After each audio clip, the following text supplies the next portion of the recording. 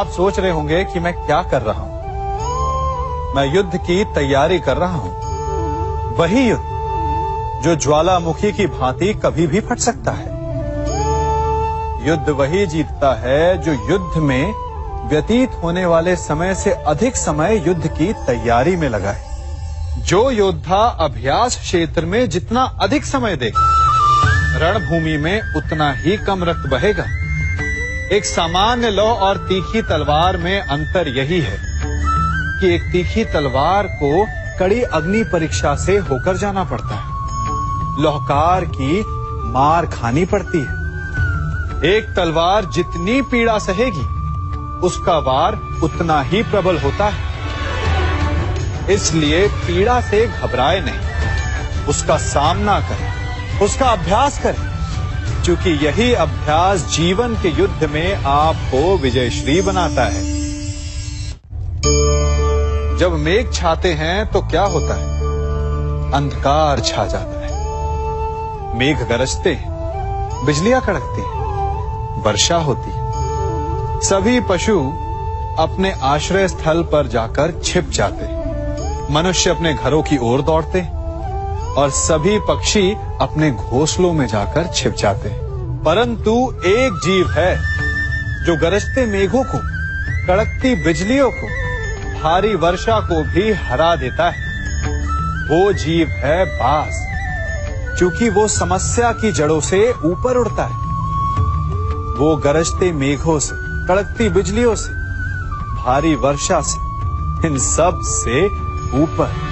यही अंतर है हारने वालों में और जीतने वालों में। ये युद्ध हार और जीत का नहीं, समस्या और सोच का है। यदि आप अपनी सोच को छोटी रखेंगे तो समस्या बड़ी हो जाएगी, और यदि आप अपनी सोच को बड़ी रखेंगे तो समस्या छोटी हो जाएगी। दो मनुष्यों के मध्य होता है, परंतु विजय सदैव एक ही मनुष्य को मिलती है। जबकि समान रूप से दोनों शक्तिशाली होते हैं, समान ज्ञान प्राप्त करते हैं। कारण, दो प्रकार के लोहे होते हैं, एक ठंडा, एक गर्म। कभी सोचा है? लौहकार लोहे को लोहे से ही काटता है, परंतु सदैव ठंडा लोहा ही गर्म लोहे को काट पाता है। और यही नीति मनुष्यों पर भी लागू होती है। जब युद्ध होता है तो जिसके मन में ईर्ष्या होती है, जलन होती है, आक्रोश होता है, वो गर्म लोहे के समान। और जिसका मन शांत होता है, जिसका मन संयम से बंधा होता है, वो ठंडे लोहे के समान है। और वही ईर्ष्या और द्वेष नामक गर्म लोहे को काट सकता है। इसलिए यदि जीवन के संग्राम में विजय प्राप्त करनी है तो अपने मन को शांत रखें, क्योंकि गर्म लोहे की भांति ईर्ष्या और क्रोध जैसे भाव को रखने वाला मनुष्य सदैव शांत स्वभाव के मनुष्य के समक्ष निर्बल है। शक्ति ईर्ष्या और क्रोध में नहीं, शांति और संयम में है। सभी बड़े सदा यही कहते आए कि यदि आगे बढ़ना है तो अपनों का साथ दो। सत्य कहते हैं, अपनों का साथ देना ही चाहिए, परंतु साथ देने से पूर्व ये अवश्य पहचान लेना चाहिए कि अपने हैं कौन। क्या अपने वही होते हैं जिनके साथ हमारा रक्त संबंध होता है, या अपने मित्र? अपने वो होते हैं जो हमें सद्कार्य के लिए प्रेरित करें, हमें आगे बढ़ाएं, हमारा साथ दें। और वो जिनका साथ देने से समाज का नाश हो, धर्म की हानि हो, वो सगे हो करके भी सगे नहीं होते। इसलिए जब अपनों की परिभाषा का चुनाव करें तो उन्हें अपना माने जो आपका साथ दे, उन्हें नहीं जो हमें अज्ञान के मार्ग पर ले जाएं। सीमा एक रेखा ही नहीं, एक परिभाषा भी है। सीमा हर किसी की होती है, प्रेम की, धैर्य की, मित्रता की और शत्रुता की भी।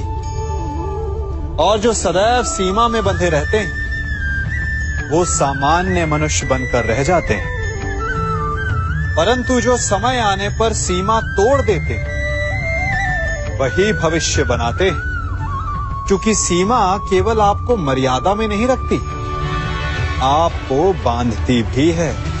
अब ये आप पर, मुझ पर, हम सब पर निर्भर करता है कि ये जाने कौन सी सीमाएं हमें बांधती हैं और कौन सी सीमाएं शक्ति के नए मार्ग समक्ष लाती हैं। इसलिए सीमाएं तो जो कर सकते हो उससे अधिक करने का प्रयत्न करो, तभी नई सीमाएं बना पाओगे। भाग्य क्या है? जो आपने किया उसे भोगना भाग्य है, या जो आपके पूर्वजों ने किया उसका फल भाग्य है? नहीं, भाग्य वही है जो आपने किया, क्योंकि हर मनुष्य को अपने कर्मों के फल भुगतने होते हैं। इसलिए यदि जीवन में कुछ भी करें तो उस पर अपनी दृष्टि अवश्य रखें, क्योंकि आपके एक कर्म का फल आपका भविष्य बदल सकता है। हम वही बनते हैं जो हम चुनते हैं, क्योंकि वही हमारा भाग्य बनता है। मनुष्य सुंदरता से आकर्षित होता है, उससे प्रेम करता है और असुंदर को देता है। ऐसा होता है ना? क्या आप ऐसा नहीं करते? करते हैं। तो सुंदर और असुंदर की परिभाषा क्या है? इस आकर्षण और विकर्षण का कारण क्या है? कभी सोचा है? कभी सोचा है कि जिससे आप प्रेम करते हैं, जिसके प्रति आप आकर्षित होते हैं, अचानक से उसके लिए मन में वितृष्णा आ जाती है, और जिसके प्रति घृणा होती उसके लिए एकाएक आपके मन में प्रेम उमड़ आता है। कारण है दृष्टिकोण।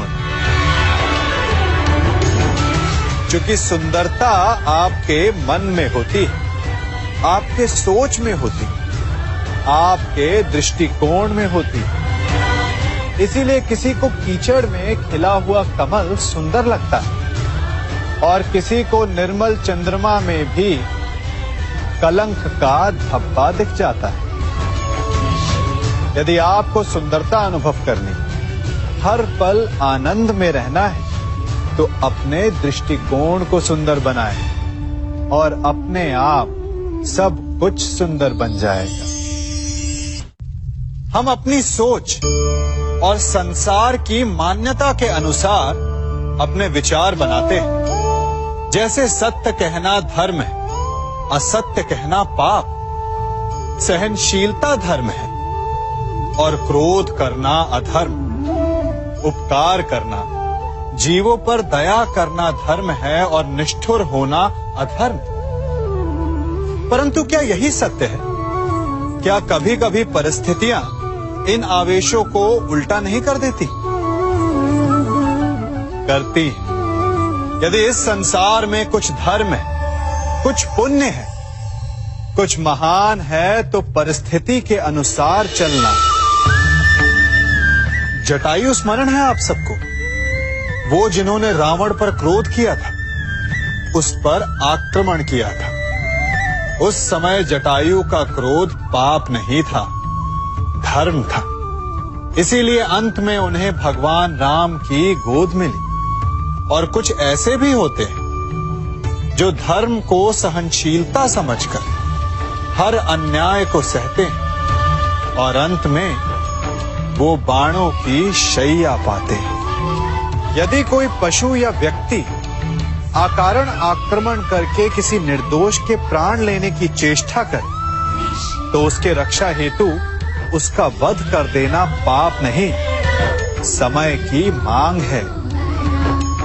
क्योंकि आक्रमण भी आत्मरक्षण ही है।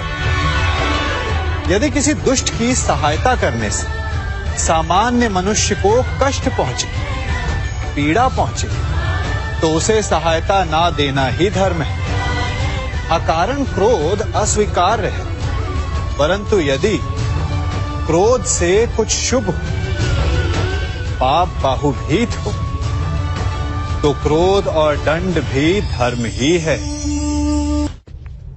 संसार का सबसे बड़ा पाप क्या है? असत्य बोलना, हत्या कर देना, चोरी करना या किसी का अपमान करना। संसार का सबसे बड़ा पाप है किसी निर्बल को सताना, और संसार का सबसे बड़ा दंड भी उस निर्बल के मुख से निकली हाय है। आप देख रहे हैं मैं क्या कर रहा हूं? मैं लौह पिघला रहा हूं, और ये लौह पिघलता है इस चमड़ी की बनी धूनकी से निकली हवा से। तनिक सोचिए, एक मृत पशु की खाल से बनी धूनकी इतने कठोर लोहे को भस्म कर सकती। ठीक उसी प्रकार आप चाहे जितने भी शक्तिशाली क्यों ना हो, यदि आपने किसी निर्दोष, किसी निर्बल को सताया, तो उसके मन से निकली हाय और उसका श्राप आपके जीवन को भस्म कर सकता है। स्वर्ण सज्जन पुरुष और परोपकारी मनुष्यों की गति एक समान होती है। यदि स्वर्ण टूट जाए तो उसे गर्म करो, ताप दो, पिघल कर वो फिर से जुड़ जाता है। ठीक उसी प्रकार मतभेद होने के पश्चात भी एक सज्जन पुरुष और महान पुरुष फिर से मित्र बन जाते हैं। परंतु दुर्जन दुष्ट माटी से बने लोग उस पके हुए मटके के समान होते हैं कि जिनमें यदि एक बार दरार आ जाए तो वो स्वयं ही स्वयं का सर्वनाश कर लेते हैं। इसलिए मित्रता केवल सज्जनों से ही करें ताकि मतभेद ना हो। दुष्टों का समूह अपना नाश स्वयं ही कर लेता है। यदि कोयले की खान में जाओ तो चाहे जितनी भी सावधानी बरतो, अपने वस्त्रों पर कालिख लग ही जाती है। इसलिए दुष्ट मित्रों से सावधान।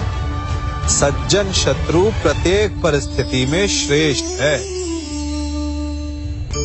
प्रत्येक मनुष्य सफलता पाने के लिए कार्य करता है। कुछ सफल होते हैं, कुछ नहीं होते, और जो सफल नहीं होते वो सदा अपनी असफलता का कारण या तो अपनी परिस्थितियों को बताते हैं या अपने सहयोगियों को दोषी ठहराते हैं। परंतु क्या वास्तविकता में ऐसा ही होता है?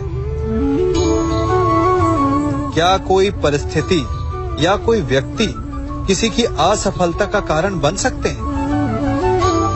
उत्तर हां भी है और ना भी। कैसे? आप इस तितली को देख रहे हैं? आपने एक मक्खी को भी देखा होगा। प्रकृति ने दोनों को समान गुण दिए हैं रस पान करने का। एक तितली फूलों पर जाकर उसका रस लेती और इस अवस्था में नए फूल खिलने की व्यवस्था भी करती है, और मक्खी घाव पर बैठती है, घाव को सड़ाती है और रोग भी फैलाती है। यदि इसमें किसी बात का अंतर है तो केवल सोच का। यदि आप उचित मार्ग चुनेंगे तो आपको सफलता मिलेगी, आप में उत्साह बढ़ेगा, और यदि आप अनुचित मार्ग चुनेंगे तो आपको असफलता मिलेगी, निराशा मिलेगी। अब उचित मार्ग चुनना है या अनुचित मार्ग, ये निर्णय तो आप पर निर्भर करता है। मनुष्य सदा भला बुरा, खरा खोटा, सत्य असत्य की बातें करता है। सत्य को अच्छा मानता है और असत्य को बुरा। परंतु क्या आपने कभी ये सोचा है कि प्रत्येक वस्तु, प्रत्येक भाव का एक महत्व होता है? दोनों ही एक दूसरे के पूरक होते हैं। यदि काला रंग नहीं होगा तो क्या श्वेत रंग की आभा का अनुभव होगा? यदि असत्य नहीं होगा तो क्या सत्य के महत्ता का ज्ञान होगा? यदि बुरा नहीं होगा तो क्या भले पर आपको विश्वास होगा? कुछ महत्वपूर्ण है तो दोनों के मध्य का संतुलन। बुरी से बुरी वस्तु, समय या भाव, कोई ना कोई स्वयं में शुभ छिपाए रखती है। कभी काले गरजते मेघों को देखा है? उसके किनारे भी एक स्वर्णिम आभा होती है। उसी प्रकार यदि आपके जीवन में बुरा समय आए तो आपको अपने सच्चे मित्रों की पहचान हो जाती है। तो बुरे समय में निराश ना हो, उसमें भी कुछ शुभ खोजने का प्रयास करें और धीरे धीरे सब कुछ आपके जीवन में स्वतः शुभ हो जाएगा। संसार में सबसे महत्वपूर्ण क्या है? दृष्टि या दृष्टिकोण, समझ या सोच? सामान्यतः मनुष्य की दृष्टि और सोच में अधिकतर वो वस्तु, वो घटनाएं, वो भाव श्रेष्ठ हैं जो हमें आनंद दे, और जो हमें आनंद नहीं देते उन्हें हम दुखदाई मान लेते हैं। परंतु दृष्टिकोण और सोच को यदि एक भिन्न कोण से देखें तो परिस्थितियां भिन्न सिद्ध हो सकती हैं। जिस प्रकार भीषण गर्मी हमें सुहाती नहीं, परंतु वही गर्मी सागर और नदियों के जल को वाष्पित करती है और हमें मनोरम वर्षा का आनंद देती है, उसी प्रकार भीषण परिश्रम के पश्चात हमें सफलता मिलती है। शिक्षा के पश्चात हमें हमारा लक्ष्य मिलता है। तो सदा स्मरण रखिएगा कि दुख और पीड़ा से भागे नहीं, क्योंकि यही भविष्य में आने वाले सुख का मूल है। जब भी आपने यात्रा की होगी तो अवश्य अपने मार्ग के आसपास कुछ रिक्त स्थान देखे होंगे, कुछ खेत देखे होंगे, कोई ना कोई भूमि का टुकड़ा अवश्य देखा होगा। कुछ स्थान ऐसे होते हैं जहां पेड़ लगे होते हैं, जहां माली बड़े प्रेम से उन्हें बोता है, उन्हें सींचता है। और कुछ स्थान ऐसे भी होते हैं जहां बिना माली के खरपतवार उग जाते हैं, कुछ अन्य पौधे उग जाते हैं। माली द्वारा उगाए वृक्ष हमें ठंडी छाया देते हैं, हमें फल देते हैं, ईंधन के लिए लकड़ियां देते हैं।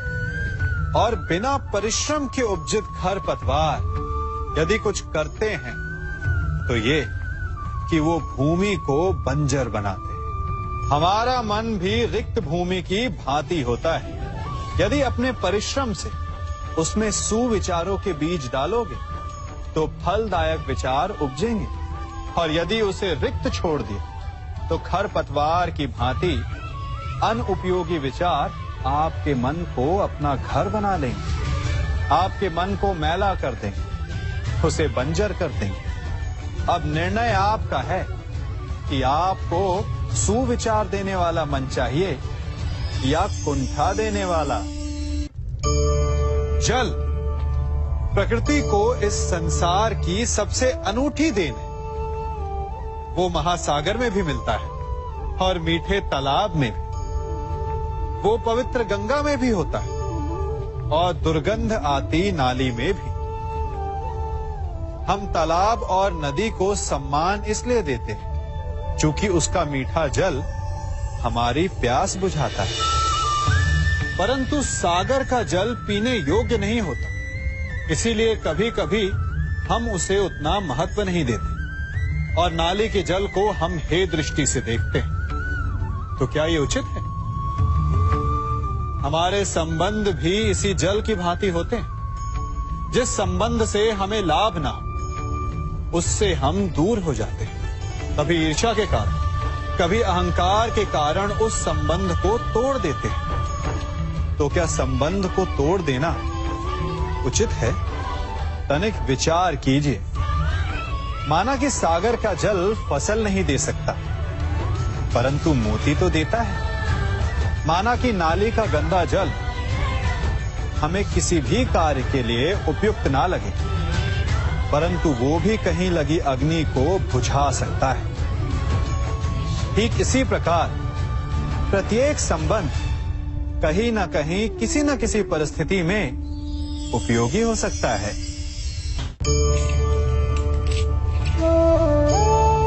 बड़ी विकट समस्या है। मुझे स्मरण ही नहीं हो रहा कि इस गुच्छे की कौन सी चाबी इस ताले को खोलेगी। बड़ी देर से प्रयास कर रहा हूं, परंतु ये ताला खुल ही नहीं रहा।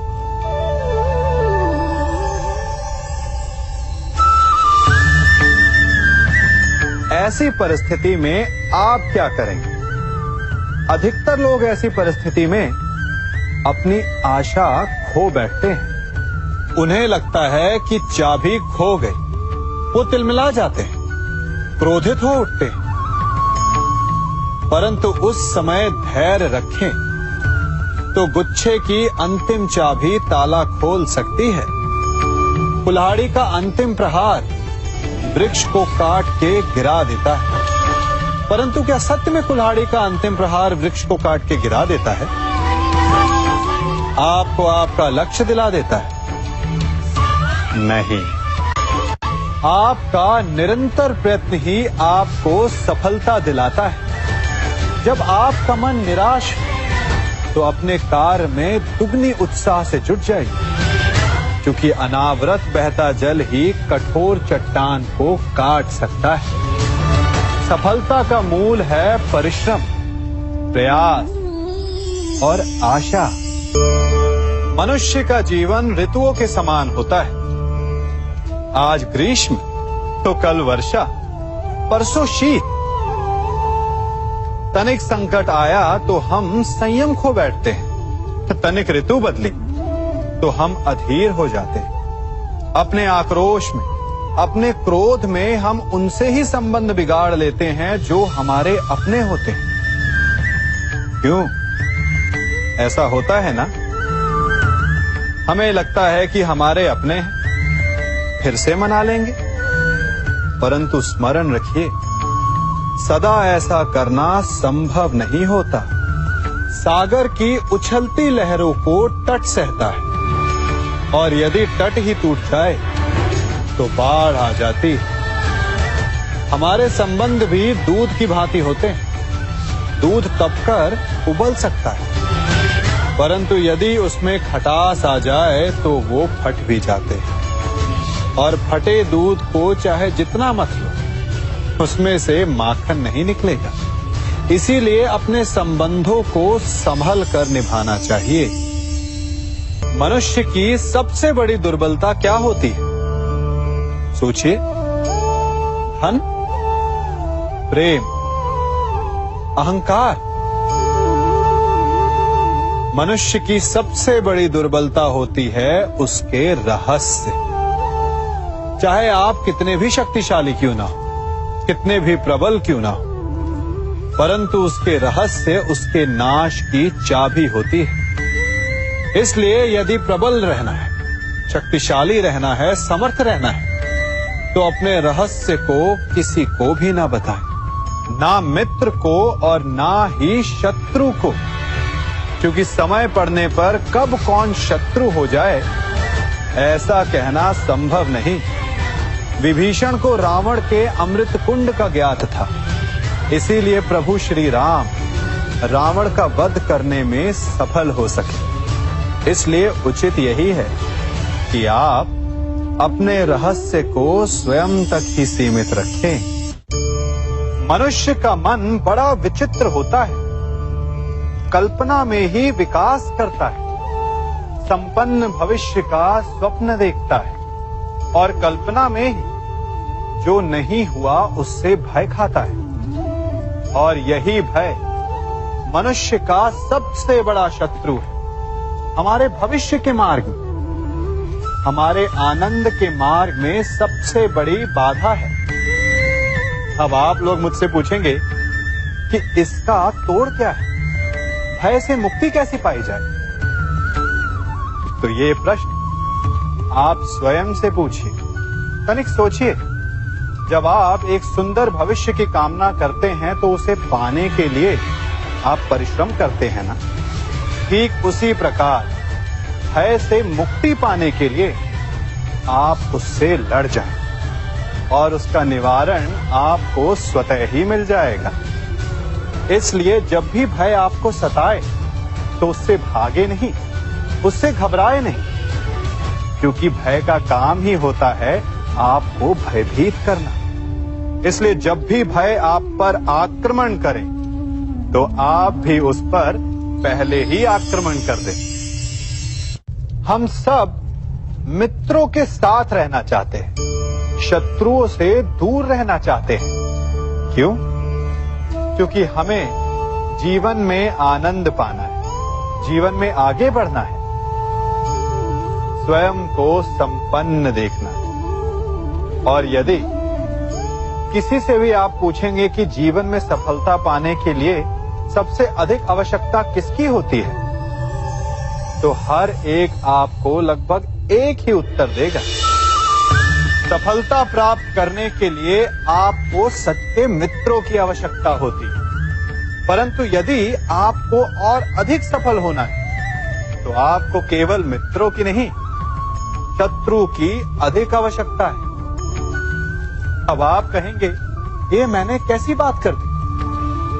तनिक स्वयं सोचिए। जब भी संकट आता है तो मित्र क्या करते हैं?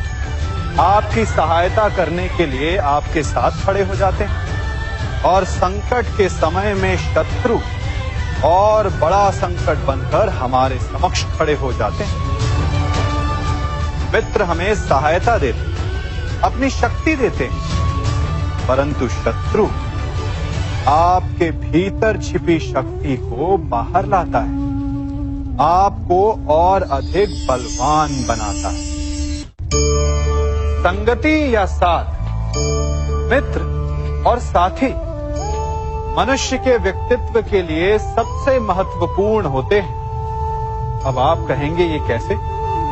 मनुष्य अवश्य अपने व्यक्तित्व के लिए उत्तरदायी होता है, परंतु मनुष्य संगति में ना चाहते हुए भी उसका व्यक्तित्व संगत की भांति हो जाता है। इन पात्रों को देख रहे हैं? मध्य में जल रखा है, इसमें दूध है और इसमें मलिन कीचड़ रखा है। यदि मैं इस जल को इस दूध में मिलाता हूं तो ये जल दूध बन जाता है, और यदि इसी जल को इस मलिन कीचड़ में मिलाता हूं तो क्या हुआ? ये जल कीचड़ बन गया। ऐसी कोई युक्ति नहीं कि जल बिना घुले मिले दूध या कीचड़ में अपना अस्तित्व बनाए रखे या उनसे अलग रहे। और ठीक ऐसा ही मनुष्य के जीवन में भी होता है। यदि एक गुणहीन व्यक्ति गुणवानों की संगत में बैठे तो उसे भी गुणवान समझा जाता है, सम्मान का पात्र समझा जाता है। और यदि एक गुणवान व्यक्ति गुणहीनों की संगत में बैठे तो उसे भी तिरस्कार मिलता है। इसलिए अपने जीवन में सदैव संगति सोच समझकर सावधानी से चुनिएगा। कभी खेत में किसी किसान को खेती करते देखा है?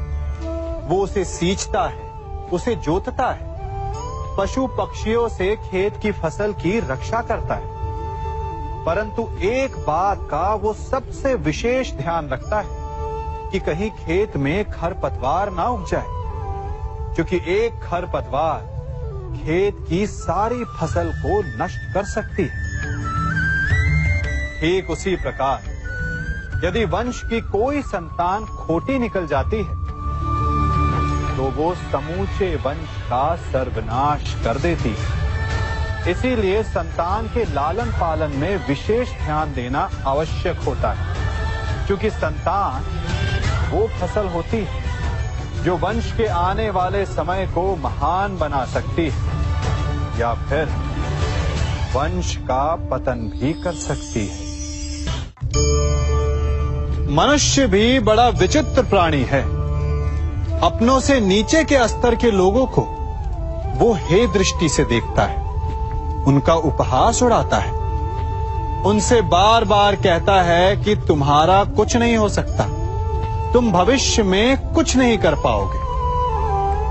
जब मनुष्य के पास धन, संपत्ति, मान होता है तो वो दूसरों का आदर नहीं करता, परंतु वो एक बात भूल जाता है कि उससे भी अधिक शक्तिशाली कोई अस्तित्व में है, और वो है समय। काल काल अपना चक्र कब बदलेगा ये कोई नहीं जानता। समय अपनी करवट कब लेगा ये कोई नहीं जानता। कोयला भी समय के साथ साथ हीरे में परिवर्तित हो जाता है। इसलिए जीवन में कभी भी किसी का भी उपहास नहीं उड़ाना चाहिए। देख रहे हैं इसे, ये रेत है। कहा जाता है कि इसे आप मुट्ठी में बंद करके नहीं रख सकते। क्यों? क्या इसका स्वभाव ही ऐसा है, या हमारे हाथों में इतनी सक्षम शक्ति नहीं कि इसे मुट्ठी में बंद करके रख सके, या फिर इसका स्वरूप ही ऐसा है कि ये फिसल ही जाएगी। कदाचित इसीलिए कहा जाता है कि आप रेत को मुट्ठी में बंद करके नहीं रख सकते, परंतु मैं आपसे कहता हूं कि आप रेत को मुट्ठी में बंद करके रख सकते हैं। कैसे? इसका उत्तर है, यदि आपके हाथों में पसीना हो तो आप रेत को अपनी मुट्ठी में जकड़ सकते हो। और पसीना कैसे आता है? परिश्रम से, प्रयास से। तो यदि आप परिश्रम से निकले पसीने से आप रेत को मुट्ठी में बंद कर सकते हो, तो ऐसा क्या है जो आप जीवन में परिश्रम से पा नहीं सकते? मान, सम्मान, धन, संपत्ति, बल, ये सब परिश्रम की उत्पाद है। हम कौन हैं? हमारा अस्तित्व क्या है? हम क्या हैं और क्या बन सकते हैं? ये बड़ा विचित्र प्रश्न है, परंतु उतना ही महत्वपूर्ण भी। मनुष्य सदा अपने वर्तमान प्रारब्ध के लिए अपने अतीत को उत्तरदायी ठहराता है, अपने जन्म को, अपने परिवार को उत्तरदायी ठहराता है। परंतु तनिक सोचिए, एक कमल जो कीचड़ में खिलता है, वही कमल भगवान की मूरत पर शोभित होता है। एक कोयला जिसे कोई भी शीघ्र नहीं छूना चाहता, परंतु वही कोयला धरा का ताप और दबाव सहकर हीरे में परिवर्तित हो जाता है, और वही हीरा मस्तक पर सुशोभित होता है। तो इन उदाहरणों का निष्कर्ष क्या है? इन उदाहरणों का ये निष्कर्ष है कि उससे कोई अंतर नहीं पड़ता कि आपने जन्म कहां लिया। आपके कर्म आपका स्तर निर्धारित करते हैं। हमने कहां जन्म लिया ये हमारे नियंत्रण में नहीं था, परंतु हम कब और कहां अपने जीवन की अंतिम श्वास लेंगे ये अवश्य हमारे नियंत्रण में होता है। तो कर्म कीजिए, अपने जन्म की उलाहना मत दीजिए। एक मनुष्य सदैव शांति और अपनी स्वतंत्रता चाहता है, परंतु जैसे उसे ये अधिकार मिलता है, वो दूसरों का प्रभुत्व छीन लेना चाहता है। वो उनका अधिकार, उनकी स्वतंत्रता को छीन लेना चाहता है। वो ऐसा अपने आनंद, अपने लाभ के लिए करता है। अपने लाभ के लिए वो दूसरों का शोषण करता है। जो आलोचना नहीं करता उन पर अधर्म करता है। परंतु वही मनुष्य एक बात का स्मरण रखना भूल जाता है कि उसके कर्म ही उसे उसका फल भी देंगे। उसका प्रारब्ध उसे उसके मंतव्य तक अवश्य लेकर जाएगा। वर्षा का जल चाहे सागर में मिले या माटी में, परंतु समय के सूर्य की किरण उसी जल को वष्प में परिवर्तित भी कर देती है। इसीलिए किसी भी मनुष्य की विनम्रता का इतना अधिक लाभ ना उठाएं कि वो उग्र हो उठे। मैं क्या कर रहा हूं? मैं इस पौधे को सींच रहा हूं। आप भी ये कार्य प्रतिदिन करते हो। जब इस पौधे को जल देंगे तभी ये फलवित होगा, इसमें से फूल निकलेंगे, इसकी सुंदरता बढ़ेगी। परंतु प्रतिदिन ये कार्य करने के पश्चात भी हम इससे एक महत्वपूर्ण सीख लेना भूल जाते हैं। हम कभी पौधों के पत्तों पर, उनकी डालियों पर, उनके फूलों और फलों पर जलधारा नहीं डालते, उन्हें धोते नहीं, परंतु फिर भी वो पनपते हैं। यदि जल जड़ में जाए, वही सफलता का मूल है। यदि आप एक बार में अनेक कार्य करने जाएंगे, तो आपको एक कार्य में भी सफलता नहीं मिलेगी। परंतु यदि आप बुद्धिमता से, दृढ़ मन से एक कार्य साधेंगे, तो एकाएक स्वतः ही सारे कार्य सध जाएंगे। जो आपका मूल है, जहां से आपको सिंचाई मिल रही है, यदि आपने उसकी जड़ को छोड़ दिया, तो एक सूखे पौधे की भांति आप भी सूख कर गिर जाएंगे और अंततः अपना अस्तित्व खो बैठे। हमने एक बात अपने माता पिता, अपने बड़ों से, अपने बुजुर्गों से सुनी ही होगी कि संगति का प्रभाव मनुष्य पर पड़ता ही है। यदि वर्षा की एक बूंद सीप के मुख में जाए तो वो मोती बन जाती है, और यदि वही वर्षा की एक बूंद सर्प के मुख में जाए तो विष। तो क्या यही सत्य है? नहीं। आपने कभी चंदन के वृक्ष को देखा है? उस पर सर्प विचरण करते हैं, विषधर उससे लिपटे रहते हैं, परंतु फिर भी चंदन का वृक्ष विषैला नहीं होता। वो तब भी सुगंध देता है और पवित्र माना जाता है। तो इसका रहस्य क्या है कि वर्षा की बूंद पर संगति का प्रभाव पड़ता है और चंदन के वृक्ष पर नहीं? इसका रहस्य है आत्मबल।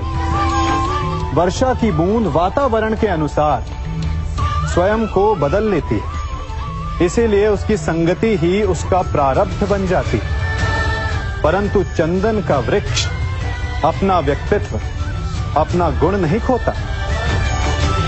इसीलिए यदि आप में आत्मबल हो, आपका मन दृढ़ हो, तो बुरी से बुरी कुसंगति भी आपका कुछ नहीं बिगाड़ सकती। सिंह को जंगल का राजा कहते हैं। सभी पशु पक्षी उसका बल मानते हैं, उससे भयभीत रहते हैं।